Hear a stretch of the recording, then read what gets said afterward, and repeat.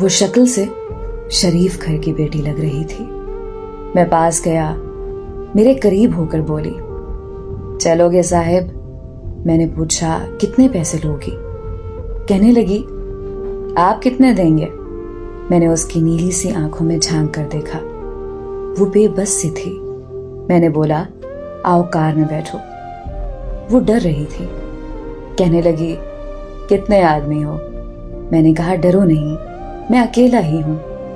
وہ خاموش بیٹھی رہی. پھر کہنے لگی, آپ مجھے سگریٹ سے اذیت تو نہیں دو گے نا؟ میں مسکرایا, بالکل بھی نہیں. پھر اس نے ایک لمبی سی سانس بھری. آپ میرے ساتھ کوئی ظلم تو نہیں کرو گے نا؟ آپ چاہے مجھے 500 کم دے دینا, لیکن میرے ساتھ برا نہ کرنا پلیز. وہ بہت خوبصورت تھی. معصومیت اس کی باتوں سے ٹپک رہی تھی.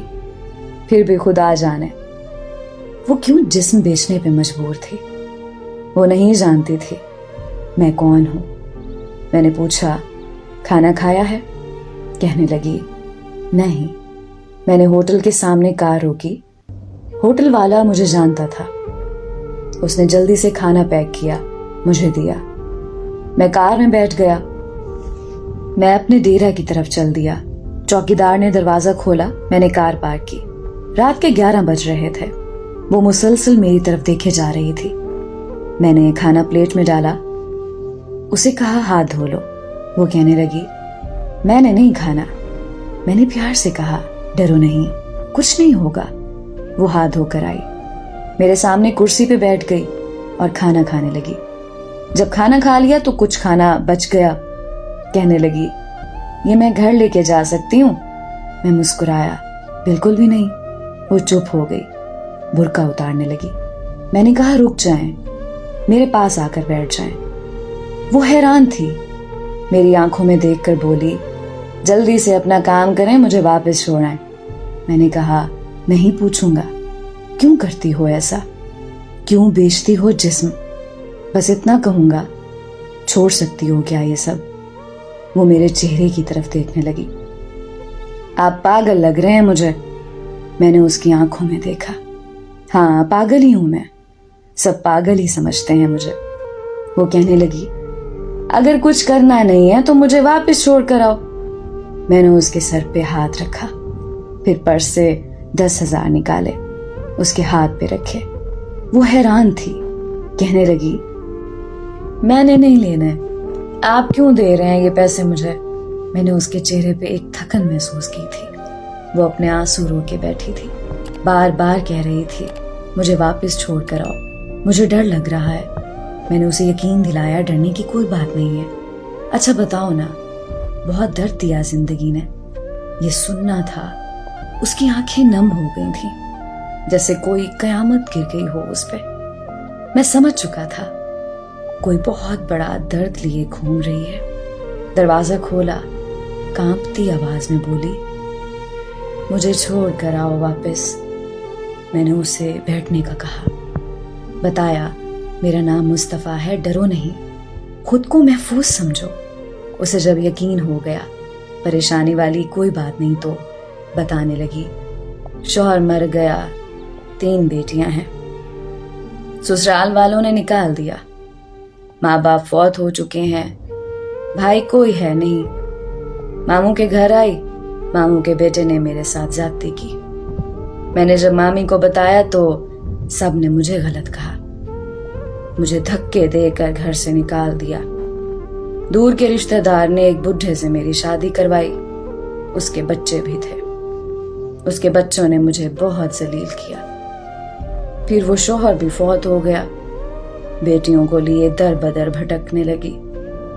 نہ چھت تھی, نہ روٹی تھی, بھوک افلاس تھی. سڑک پہ کھڑی تھی, ایک صاحب آئے, کہنے لگے, 1 گھنٹے کے 5,000 دوں گا. نہ چاہتے ہوئے ماں کی ممتا, حالات کی ستائی ہوئی, کیا کرتی. آخر چل دی. اب ہر روز جسم بیچتی ہوں. کرائے کا گھر لیا ہے, بیٹیوں کو اکیلا چھوڑ کر آتی ہوں. کیا کروں؟ بہت بار سوچا خودکشی کر لوں, لیکن बेटियों को देखकर हिम्मत नहीं होती। वो रो रही थी। मैं जमाने की बेहिसी महसूस कर रहा था। उसके सर पर हाथ रखा, उसे कहा, तुम्हारा भाई है आज से, तुम अपनी बेटियों को लो और मेरे डेरा के ऊपर वाले एक रूम में रहो। वो यकीन नहीं कर पा रही थी। कार में बिठाया, उसके घर पहुंचाया। बेटियां सोई हुई थीं, बहुत प्यारी थीं। गोद में उठाया, दिल को सुकून मिला।